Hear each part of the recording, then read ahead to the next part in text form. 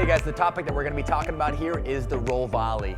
So this is more suited for higher level players, but obviously still has a benefit at lower levels.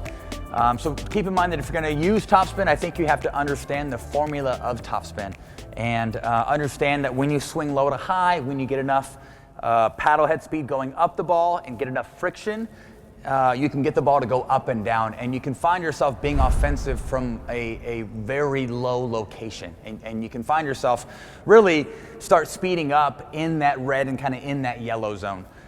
So keep in mind that just general technique, lower extremities nice and wide so you can lean in the kitchen, upper extremities nice and quiet, paddle face needs to be nice and level on your forehand, forehand grip needs to be either in continental or in eastern. Think about laying the paddle over. If the ball is at 2 o'clock, you want to be at 3 o'clock. If the ball is at 3 o'clock, you want to be at 4 o'clock. If the ball is at 4, you want to be at 5. Plain and simple, you want to be below the ball, okay? If there's an imaginary wall in front of me, think about climbing up that imaginary wall and getting some topspin by going from 3 to 12, maybe it's 4 to 12, but basically you're just finding the ball, getting directly under, and then brushing up. Backhand side, we're going to have to change the grip. We're going to have to go to extreme continental, and here's why. If you don't change the grip and you stay in continental, the only way to get topspin from here is by getting it almost kind of, I call it like starting like a lawnmower, but it's that lawnmower motion where you're getting topspin in front of you, but it's in continental, and it's by laying the tip down and then brushing up. You can only get so much spin in that grip. If you turn the grip and go to extreme continental, let's say that this is 0, that's 1, that's 2. 0 is when your base knuckle is at the very top, 0, 1, and 2. So I would say put the base knuckle on top, find that extreme continental grip, and backhand side is actually much, much easier. Why? Because zone 3 all the way to zone 1 can be taken with a backhand. So backhand side 6 to 12, and know that you can use your backhand in all 3 zones. Progressions on the roll. I would say start using it with your 4th and your 6th and your 8th, and really start to like flirt with touching less of the ball, touching more of the ball, based on where the ball is on your body, and then also too based on your opponent's court position. Last progression, or like the last little piece in understanding when to use that roll volley, would be mastering using it as a 4th and a 6th and an 8th, and then really getting comfortable and using disguise from the kitchen line in a dinking setting. Do know that I've seen 3-5s go to a 4-0, and I've seen 4-0s go to a 4-5, just with the ability and the IQ of understanding how to create offense from lower locations with that roll volley. Okay guys, first exercise here. This is a very elementary way to look at understanding how to hit a topspin roll. We're gonna use this lovely tent net here, and just understand that when you're using a roll volley, picture that there's a net in front of you, or picture that there's like a wall in front of you, and you essentially have to climb up that wall, or you have to climb up that mirror, and you're not gonna break the mirror, you're not gonna go through the wall. You are climbing up it. So as I line myself up here, I'm leaning, I'm getting some leverage. I'm acting like I am dealing with a third ball drop coming at me, and I'm leaning in the kitchen, and I'm using leverage, and I am using a forehand topspin roll volley or a backhand. But starting at 3 o'clock, finishing at 12, just going low to high. This is all one main unit from the shoulder. I'm not compensating with my wrist. Backhand roll volley, as we touched on, make sure to get that knuckle to extreme continental. If you want some extra spin, if you want Roger Federer's nice, pretty one-handed backhand, getting to that grip plays a very large piece. So backhand, starting at 6, finishing at 12, keeping this all one main unit, not overcompensating with my wrist, but it's nice to kind of have that net as your guider.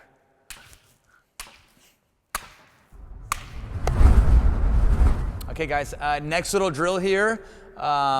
This is the second modification to understanding how to hit a roll volley. We just demonstrated a shadow swing off the net, Now we're gonna demo a shadow swing, but I'm gonna use my partner here. She's gonna focus on acting as a teacher. Her main role is keeping her wrist nice and stable, and then basically trying to keep her paddle face kind of on my paddle face here, okay? I'm gonna put a ball in between us. Why? Because with a ball being in between us, it forces my hand position to be very still, and it forces my hand position not to close or not to open. So a very large piece in hitting the roll volley and hitting it well is keeping the hand positioning still and just understanding this little piece. So ball is gonna be on her paddle. I'm gonna put my paddle right there. Okay, we're both kind of pushing on the ball there, and then from here, I'm going from 3 and then finishing at 12. After I hit this, I should be able to see some forward spin on the ball, and when I do, that tells me that I'm getting the correct spin. Okay, the last thing I want to see is the ball rotating this way or even rotating back because my hand position moved as I hit my roll volley. Same thing, ball right here. She's going to press her hand position on the ball. Okay, ball to ball here and roll up. Okay, I'll do about 10 of these on the forehand side and then 10 of these on the backhand side. 3 to 12, very short, very compact. I'm not over swinging. Let's go last one here. Ball there, keeping the hand positioning nice and still. My arm is nice and extended here, and then I'm swinging low to high. Okay, same exercise here, but it's going to be on the backhand side. So backhand side, same thing. She's going to get her grip to extreme continental just so she can kind of feel that, right? Ball's going to be there. I'm putting my paddle there. My main focus now is that I'm starting at 6, and 6 starts right in front of my belly button. I was going to say, if you want to use 2, go ahead. Just to hang on to that sucker. So I'm starting at my belly button, starting at 6, and then finishing at 12. After I swing, I'm making sure that the ball is rotating forward, so I'm getting the correct spin. Okay, same thing here. Getting the grip to extreme continental, getting my wrist back behind the handle, keeping this nice and strong. My arm should feel like it's a piece of 2x4, right? Okay, nice and tight, and roll up. Okay, 6 to 12, baby. If I could show a two-handed backhand, I totally would, but it's not very pretty, so I'm not going to show it.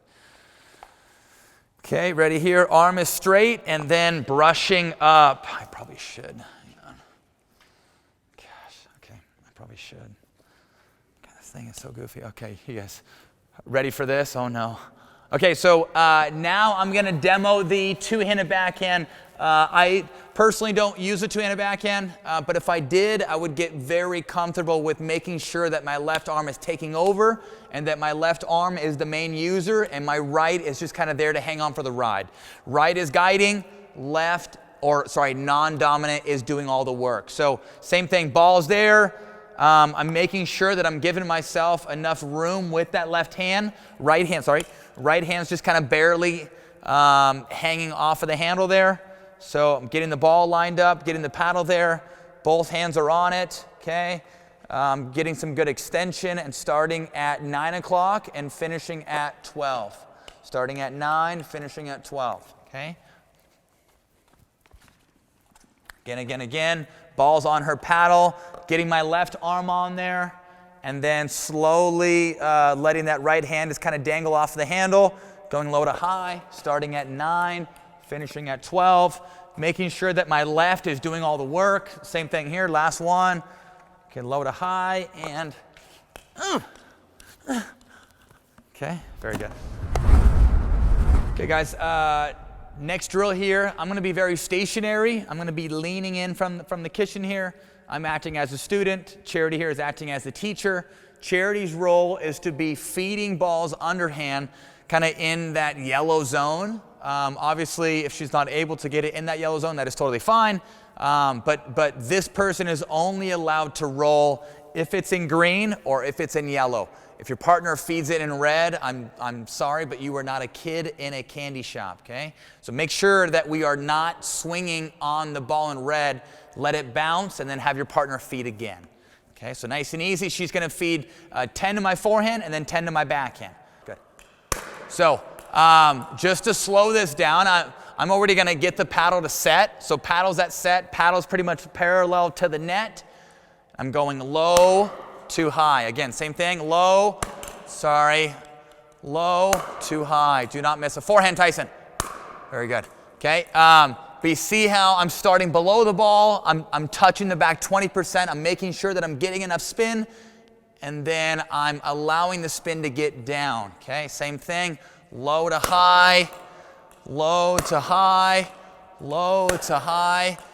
Notice here that if I'm hitting a roll volley in red, I'm touching less of the ball, maybe the back 10%. When I'm in yellow, the back 20. When I'm in green, I'm going through all 3 balls, okay? Or when I'm in red, I feel like I'm meeting the first imaginary ball and I'm coming up. When I'm in yellow, maybe 2 balls and then coming up. When I'm in green, I'm hitting 1, 2, and 3. I'm hitting all 3 balls. Okay, backhand side, she's actually gonna feed in front of me. Why? Because as you can see here, when I'm in extreme continental, zone 1, zone 2, zone 3, and maybe even sometimes zone 4 can all be taken with a roll volley backhand. So she can kind of move the feet a little bit, 6 to 12, 6, okay, keeping the arm fairly straight. Also too, if I make contact with the paddle face being closed, look where the ball goes. Again, there's no way I can ever hit the ball over as I'm using topspin with the paddle face being closed. Watch this now. Now the paddle face is actually open. It's open and it should be flying out, but watch.